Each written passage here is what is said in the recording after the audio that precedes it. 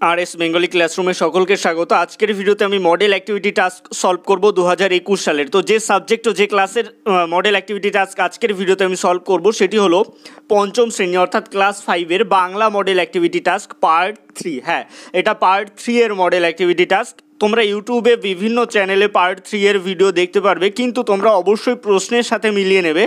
এটা কিন্তু 2021 সালের সম্পূর্ণ নতুন প্রশ্নের মডেল অ্যাক্টিভিটি টাস্ক। তো সেক্ষেত্রে তোমাদের যাতে ভুল না হয় তোমরা অবশ্যই প্রশ্নপত্রের সাথে ভিডিওটির প্রশ্নগুলি মিলিয়ে দেখে নেবে। তো কথা না বাড়িয়ে চলে আসবো আজকের মূল ভিডিওতে। তার আগে সকলের কাছে একটাই রিকোয়েস্ট, এখনও পর্যন্ত যারা আমার আরএস বেঙ্গলি ক্লাসরুমের চ্যানেলটিকে সাবস্ক্রাইব করে উঠতে পারেননি তারা অবশ্যই আমার চ্যানেলটিকে সাবস্ক্রাইব করবেন এবং পাশে থাকা বেল আইকনটিকে প্রেস করে দেবেন নতুন ভিডিওর আপডেট সবার আগে পেতে। তাহলে আজকের ভিডিওটি শুরু করছি। আজকের ভিডিওর মূল বিষয়বস্তু কি? আজকের ভিডিওর মূল বিষয়বস্তু হলো পঞ্চম শ্রেণী অর্থাৎ ক্লাস 5 এর মডেল অ্যাক্টিভিটি টাস্ক 2021 সালের বাংলা পার্ট 3। দেখো তোমাদের প্রশ্নপত্রের প্রথমেই থাকবে একটি বাক্যে উত্তর দাও। এখানে কিন্তু বলেই দেওয়া হচ্ছে একটি বাক্যে উত্তর দাও। আমাদের মধ্যে এইরকম একটা ভুল ধারণা থাকে যে বেশি বেশি লিখলেই হয়তো বেশি বেশি নম্বর পাওয়া যাবে, এইরকম কিন্তু নয়। আমাদের যেই রকম নির্দেশ দেওয়া থাকবে সেই রকম নির্দেশ অনুযায়ী আমাদেরকে যতটুকু প্রয়োজন উত্তর ততটুকুই লিখতে হবে। দেখো একের এক দাগের প্রশ্ন, আয়রে ছুটে ছোট্টরা ছোটদের কেন ছুটে আসতে হবে? তো এই প্রশ্নের উত্তর তোমরা লেখো সুনির্মল বসু রচিত গল্পবুড়ো কবিতায়। সুনির্মল বসু রচিত গল্পবুড়ো কবিতায় থুতথুড়ে গল্পবুড়োর তলপিটায় কি কি গল্প আছে? থুতথুড়ে গল্পবুড়োর তলপিটায় কি কি গল্প আছে তা দেখার জন্য ছোটদের ছুটে আসতে হবে। তা দেখার জন্য ছোটদের ছুটে আসতে হবে।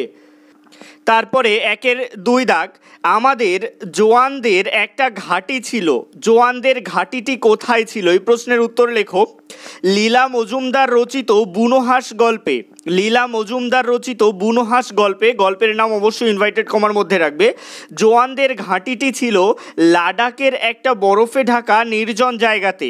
জোয়ানদের ঘাঁটিটি ছিল লাদাখের একটা বরফে ঢাকা নির্জন জায়গাতে।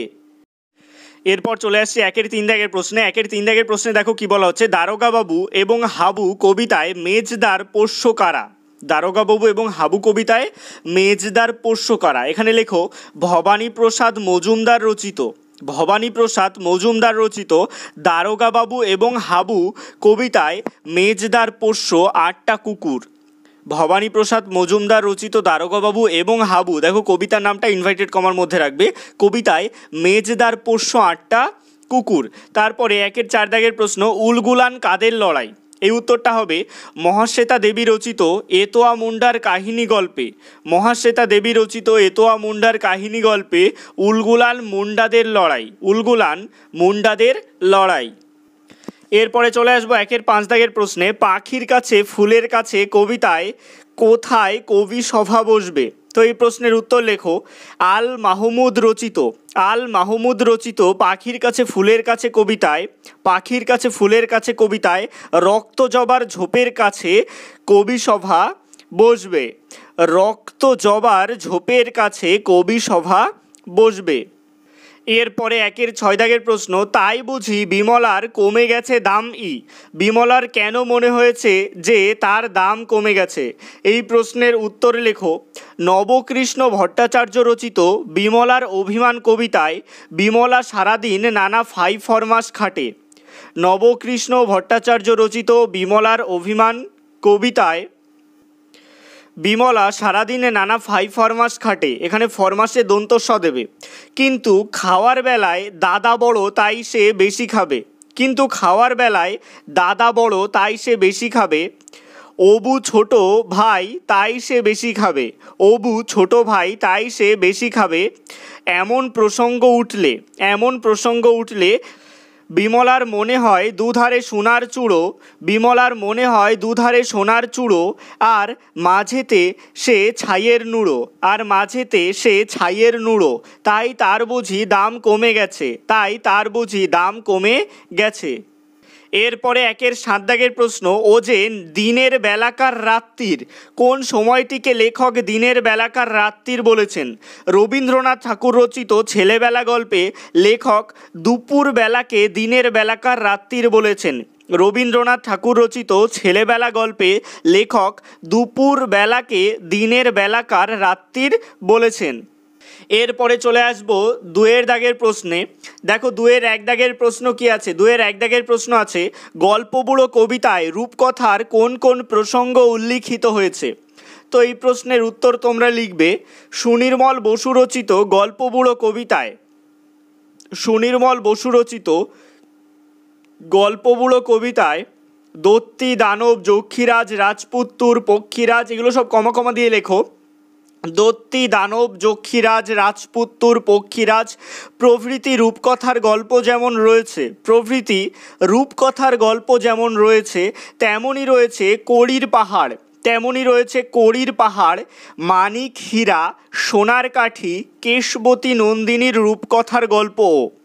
মানিক, হীরা, সোনার কাঠি, কেশবতী নন্দিনীর রূপকথার গল্পও। এই রূপকথাগুলির মাধ্যমে আলোচ্য কবিতার গল্পবুড়ো ভেঙে দিতে চান সকলের মূর্খতা। এই রূপকথাগুলির মাধ্যমে আলোচ্য কবিতার গল্পবুড়ো ভেঙে দিতে চান সকলের মূর্খতা। এরপরে দেখো 2-এর 2 দাগের প্রশ্নে কি বলা হয়েছে, এমনি করে সারা শীত দেখতে দেখতে কেটে গেল, জোয়ানদের সেই শীতকাল যাপনের কথা কিভাবে বুনোহাস গল্পে ফুটে উঠেছে? তো এই প্রশ্নের উত্তরে লেখো, লীলা মজুমদার রচিত, লীলা মজুমদার রচিত বুনোহাস গল্পে, লীলা মজুমদার রচিত বুনোহাস গল্পে লাডাখের একটা বরফে ঢাকা নির্জন জায়গাতে জোয়ানদের ঘাঁটি ছিল, লাডাখের একটা বরফে ঢাকা নির্জন জায়গাতে জোয়ানদের ঘাঁটি ছিল। শীতের শুরুতে দলে দলে বুনোহাস, শীতের শুরুতে দলে দলে বুনোহাস দক্ষিণ দিকে উড়ে যেত, দক্ষিণ দিকে উড়ে যেত। বাড়ির জন্য জোয়ানদের মন কেমন করত, বাড়ির জন্য জোয়ানদের মন কেমন করত, চিঠিপত্র তেমন পেত না, চিঠিপত্র তেমন পেত না, কমা, শুধু রেডিওতে খবর পেত, শুধু রেডিওতে খবর পেত। এবার প্যারা চেঞ্জ করে লেখো, প্যারা চেঞ্জ করে একই সাথে লিখবে, একদিন একটা জখম বুনোহাস দল ছেড়ে নিচে নেমে পড়েছিল, একদিন একটা জখম বুনোহাস দল ছেড়ে নিচে নেমে পড়েছিল, জোয়ানরা সেটিকে তাঁবুতে এনে সেবা শুশ্রূষা করে, জোয়ানরা সেটিকে তাঁবুতে এনে সেবা শুশ্রূষা করে। টিনের মাছ, কমা, তরকারি, ভুট্টা প্রভৃতি খেতে দিয়ে সুস্থ করে তোলে, টিনের মাছ, তরকারি, ভুট্টা প্রভৃতি খেতে দিয়ে সুস্থ করে তোলে। এমনি করেই সারা শীত দেখতে দেখতে কেটে যায়, এমনি করেই সারা শীত দেখতে দেখতে কেটে যায়।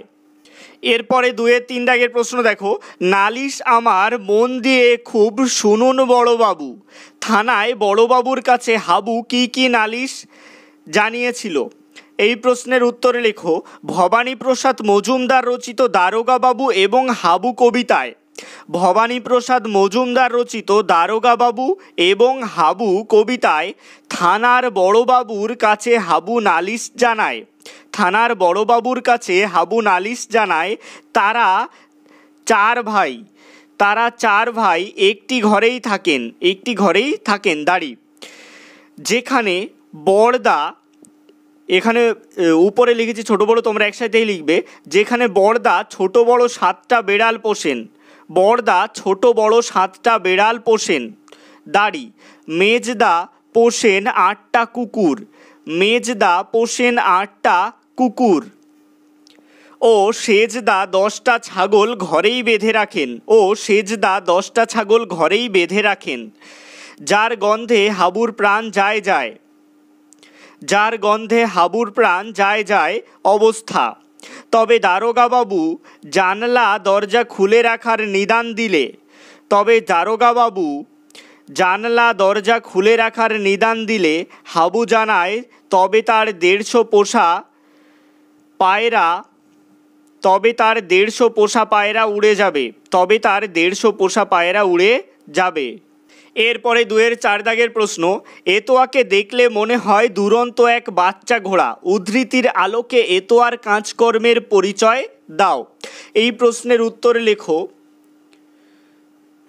মহাশ্বেতা দেবী রচিত এতোয়া মুন্ডার কাহিনী গল্পে, মহাশ্বেতা দেবী রচিত এতোয়া মুন্ডার কাহিনী গল্পে এতোয়ার বয়স যখন মোটে 10, এতোয়ার বয়স যখন মোটে 10, তখনই সে লাফিয়ে উঠে দৌড় লাগাতে চায়, তখনই সে লাফিয়ে উঠে দৌড় লাগাতে চায়, দাড়ি, মাথায় লালচে ঝাঁকড়া চুল, মাথায় লালচে ঝাঁকড়া চুল, দাড়ি, পরনে একটা খাকি প্যান্ট, পরনে একটা খাকি প্যান্ট, চোখ দুটো জল জল আর ধারালো, চোখ দুটো জল জ্বলে আর ধারালো, দাড়ি, সব দিকে ওর নজর থাকে, সব দিকে ওর নজর থাকে, শুকনো ডাল শুকনো পাতা দেখলে জ্বালানির জন্য কুড়িয়ে নেয়, শুকনো পাতা দেখলে জ্বালানির জন্য কুড়িয়ে নেয়। এতোয়া পুরনো আম বাগানে বাবুর গরু চড়াতে চড়াতে ও ঠিক কুড়িয়ে নেয় টোকো আম। এতোয়া পুরনো আম বাগানে বাবুর গরু চড়াতে চড়াতেও ঠিক কুড়িয়ে নেয় টোকো আম, কমা শুকনো কাঠ, দাড়ি, উদ্ধৃত কর্মকাণ্ডগুলিই যেন এতোয়াকে দুরন্ত বাচ্চা ঘোড়া করে তোলে। এরপরে 2-এর 5 দাগের প্রশ্ন, ছিটকিনিটা আস্তে খুলে পেরিয়ে গেলাম ঘর, তারপর কি ঘটলো তা পাখির কাছে ফুলের কাছে কবিতা অনুসরণে লেখো। তো এই প্রশ্নের উত্তর লেখো তোমরা। আল মাহমুদ রচিত পাখির কাছে ফুলের কাছে কবিতায় কবি যেন প্রকৃতির বিভিন্ন উপাদানের সাথে মধুর সখ্যতা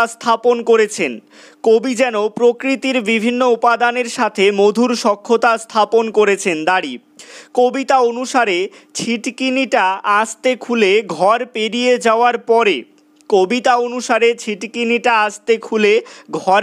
যাওয়ার পরে কবি দেখেছিলেন ঝিম ধরা মস্ত শহরটা থরথর করে কাঁপছে। মিনারটা যেন মানুষের মতো দাঁড়িয়ে রয়েছে। পাথরঘাটার গির্জেটা কবির কাছে মনে হয়েছে লাল পাথরের ঢেউ, দাড়ি। এরপর কবি দরগাতলা পার করে যখন বাঁদিকে মোড় ফেরেন কবিকে যেন পাহাড় ডাকতে থাকে, দাড়ি। এরপর দেখা যায় দিঘির কালো জলের অনুরোধে কবি রক্তজবার ঝোপের কাছে কাব্যের আসর বসান, কমা প্রাকৃতিক সঙ্গীদের সাথে, দাড়ি, প্রভৃতি ঘটনা ঘটেছিল। এরপরে 2-এর 6 দাগের প্রশ্ন, বিমলার অভিমান কবিতা অনুসরণে বিমলার অভিমানের কারণ বিশ্লেষণ করো। এই প্রশ্নের উত্তর হবে নবকৃষ্ণ ভট্টাচার্য রচিত বিমলার অভিমান কবিতায় বাড়ির সমস্ত ফাইফরমাস খাটে। মা তাকে পূজার ফুল আনতে পাঠায়। ভাই কাঁদলে তাকে সামলানোর দায়িত্ব পড়ে বিমলার ঘাড়ে, দাড়ি।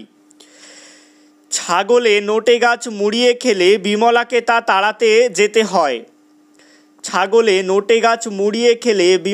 তা তাড়াতে যেতে হয়।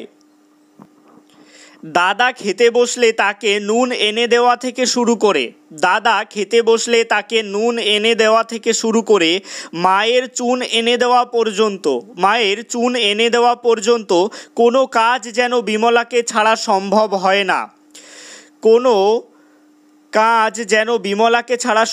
হয় না, দাড়ি। অর্থাৎ সমস্ত কাজের বেলায় বিমলাকে তলব পড়ে, কিন্তু ক্ষীর খাবার বেলায় দাদাকে ও ভাইকে বেশি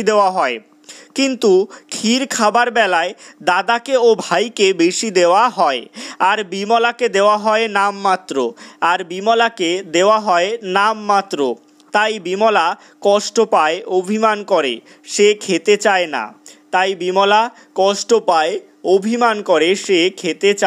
না। এর পরের প্রশ্ন দেখো 2-এর 7 দাগ। 2-এর 7 দাগের প্রশ্ন আছে, ছাদটা ছিল আমার কেতাবে পড়া মরুভূমি। ছেলেবেলা রচনাংশে ছাদের প্রসঙ্গটি লেখক কিভাবে স্মরণ করেছেন। তো 2-এর 7 দাগের প্রশ্নের উত্তর তোমরা এইভাবে লিখবে। রবীন্দ্রনাথ ঠাকুর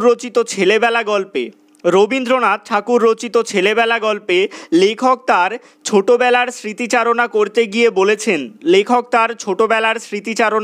গিয়ে বলেছেন খোলা ছাদ ছিল তার জীবনের প্রধান ছুটির দেশ। আসলে রবীন্দ্রনাথ ঠাকুরের ছোটোবেলায় তাকে দাস দাসীদের অধীনে ঘরের মধ্যেই বন্দি থাকতে হতো দাঁড়ি। তাই দুপুরে সকলে যখন ভাত ঘুমে মগ্ন লেখক চুপিসারে খড়খড়ির ভিতর দিয়ে হাত গলিয়ে ঘরের ছিটকিনি খুলে দিত। ছাদে গেলে যেন তার মন কলকাতার মাথার ওপর দিয়ে পা ফেলে চলে যেত আকাশের নীল যেখানে পৃথিবীর সবুজের সাথে মিশেছে দাঁড়ি। নানান উঁচু নিচু বাড়ির ছাদ গাছের ঝাঁকড়া মাথা দেখে লেখকের বিভাগী মন ভরে যেত দাঁড়ি। দুপুরটা যেন তার কাছে হয়ে উঠত দিনের বেলাকার রাত্রির। এরপরে চলে আসবো 3 দাগে দেখো রয়েছে নির্দেশ অনুসারে নিচের প্রশ্নগুলির উত্তর দাও। এখানে সন্ধি করতে বলা রয়েছে, এখানে সন্ধি বিচ্ছেদ করে দেওয়া রয়েছে, তোমাদেরকে সন্ধি করতে হবে। তো 3-1 দাগ মিশি যুক্ত কালো। এই মিশি কালো, দেখো মিশি, তো এই পূর্বপদটার শেষে কি রস্যিকার আসছে, একটা স্বরধ্বনি বা স্বরবর্ণ, আর এখানে কালো কটা ব্যঞ্জন ধ্বনি, তাহলে স্বরধ্বনি এবং ব্যঞ্জন ধ্বনি মিলিত হয়ে কি হচ্ছে, এখানে রস্যিকারটা অর্থাৎ স্বরধ্বনিটা লুপ্ত হয়ে যাচ্ছে, তার ফলে হচ্ছে মিশ কালো। কি হবে? মিশ কালো। এখানে ব্র্যাকেটে অবশ্যই লিখতে পারো যে রস্যই লোপ বা রস্যইকার লোপ। তারপরে এ তো যুক্ত দিনে, এত দিনে, এখানে লেখা আছে এ ত কিন্তু উচ্চারণ হবে এত যুক্ত দিন। এই দেখো ত রয়েছে ব্যঞ্জন বর্ণ যুক্ত, এখানে ব্যঞ্জন বর্ণ, এখানে এটা আসলে ব্যঞ্জন ধ্বনি, তো এই ত আর দ যুক্ত হয়ে দয় হয়ে যাবে, তাই এটার উত্তর হবে এত যুক্ত দিন, এটা হবে এদ দিন। লিখবে এ দয় রস্যি ন এদ দিন, কিন্তু উচ্চারণ করবে এদ দিন। তারপরে বড় ঠাকুর, এটা লিখবে বড় ঠাকুর, এখানে ও রয়েছে বড়, এটা পূর্বপদের শেষে রয়েছে ও, আর পরপদের প্রথমে রয়েছে ঠ, তাহলে কি এটা হচ্ছে স্বরধ্বনির সাথে ব্যঞ্জন ধ্বনি যুক্ত হচ্ছে, তো সেই ক্ষেত্রে কি হবে, ওটা লুপ্ত হয়ে যাবে, এর ফলে হবে বড় ঠাকুর। এই দেখো ডয় শূন্য লয়ে কিন্তু অবশ্যই হসন্ত দেবে, আমি একটু বেশি বড় হসন্ত দিয়ে ফেলেছি বোঝানোর জন্য যাতে তোমরা দেখতে পারো। এই ডয় শূন্য লতে হসন্ত দেবে, লিখবে বড় ঠাকুর। কি লিখবে? বড় ঠাকুর। তারপরে 3-1 সৎ যুক্ত গ্রন্থ, এটা হবে সৎ গ্রন্থ, দয় হসন্ত দেবে, খণ্ডটাটা লুপ্ত হয়ে দয়ে পরিণত হবে, তো স দয় হসন্ত গয়রফলা নয় থয়, সদ্গ্রন্থ। তারপরে 3-1 দিক যুক্তর নির্ণয়, এটা হবে দিং নির্ণয়, এটা হবে কি দিক যুক্তর নির্ণয়, এটার অ্যান্সার হবে দিং নির্ণয়, দয়রস্যি উময় হসন্ত নয়রস্যি মূর্ধন্য নয়রেফ অন্ত্যেষ্টিয়। দেখো এবার চলে আসি 3-2 দাগে কি বলা হচ্ছে, নিচের পদগুলি ব্যঞ্জন সন্ধির কোন কোন নিয়ম মেনে বদ্ধ হয়েছে তা লেখো, অর্থাৎ ব্যঞ্জন সন্ধির কোন কোন নিয়মে এই পদগুলি বদ্ধ হয়েছে সেটা আমাদেরকে দেখাতে হবে। তো 3-2 দাগে আছে প্রচ্ছদ, তো ওই প্রচ্ছদটা দেখো প্রচ্ছদ রয়েছে, প্রচ্ছদটা হবে কি প্রযুক্ত ছদ, ছদ। এবার ব্র্যাকেটে লেখো অ বা অন্য স্বরধ্বনির পরে ছ থাকলে, দেখো অ এর পরে ছ আসছে, ছ থাকলে ছ বদলে ছয় হয়ে যায়, তারপরে দেখো 3-2 দাগ লেখো প্রাগৈতিহাসিকটা কি করে, প্রাক যুক্ত ঐতিহাসিক এই নিয়মে হচ্ছে, তো ব্র্যাকেটে লেখো পরে থাকা স্বরধ্বনির কারণে, দেখো প্রাক, এখানে তো ব্যঞ্জন ধ্বনি আছে, এর পরে রয়েছে কি ঐতিহাসিক, তাহলে পরপদের প্রথমে রয়েছে ওই আছে স্বরধ্বনি, তাহলে লেখো পরে থাকা স্বরধ্বনির কারণে অঘোষ ক ধ্বনি পাল্টে ঘোষ গ ধ্বনিতে রূপান্তরিত হচ্ছে, ঘোষ গ ধ্বনিতে রূপান্তরিত হচ্ছে। এরপরে 3-এর 2-এর 3 দাগ সদিচ্ছাটা কিভাবে হচ্ছে, সৎযুক্ত ইচ্ছা, সদিচ্ছা, তো এটা কিভাবে হচ্ছে, তয় হসন্ত যুক্ত রস্যই ইজ ইকুয়াল টু দয় রস্যিকারে দি, তয় হসন্ত যুক্ত রস্যই সমান সমান কি দি। এই সূত্রে সদিচ্ছা হয়েছে, এটা একটু অন্যরকমভাবে লিখেছি, এভাবে লিখলেও হবে। তারপরে 3-এর 2-এর 4 বিদ্যুৎ বেগ, এটা হবে কি বিদ্যুৎ যুক্ত বেগ, এটা হচ্ছে বিদ্যুৎ যুক্ত বেগ, এটা কি কোন নিয়মে হচ্ছে, তয় হসন্ত যুক্ত বয় হসন্ত ইজ ইকুয়াল টু দয় হসন্ত বয় হসন্ত, দয় বয় যেটাকে বলা হচ্ছে দয় হসন্ত বয় হসন্ত, এই সূত্রে বিদ্যুৎ বেগ হয়েছে। তারপরে 3-এর 2-এর 5 পদ্ধতি, পদ যুক্ত হতি, তো এটা ব্র্যাকেটে লেখো দয় হসন্ত যুক্ত হয় হসন্ত ইজ ইকুয়াল টু দয় হসন্ত যুক্ত হয় হসন্ত ইজ ইকুয়াল টু দয় ধয়। ব্যাকরণের সন্ধির এই নিয়মে পদ্ধতি হয়েছে।